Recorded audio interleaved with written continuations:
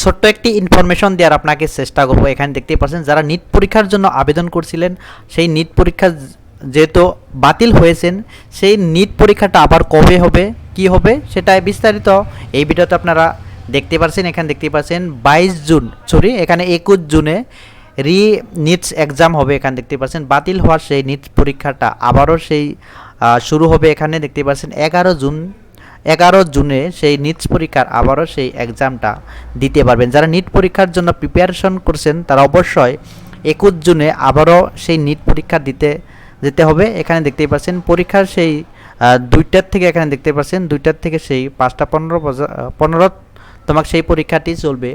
আপনারা যে প্রিপারেশন করছেন অবশ্যই সেই প্রিপারেশনটা ভালো করে করবেন। এখানে দেখতেই পাচ্ছেন সেই বাতিল হওয়ার সেই নিট পরীক্ষাটা আবারও সেই 11 জুনে হতে চলেছে। তো ইনফরমেশনটি যদি ভালো লাগে থাকে অবশ্যই ভিডিওটি লাইক করে চ্যানেলটি সাবস্ক্রাইব করে আমাদের পাশে থাকবেন। ধন্যবাদ।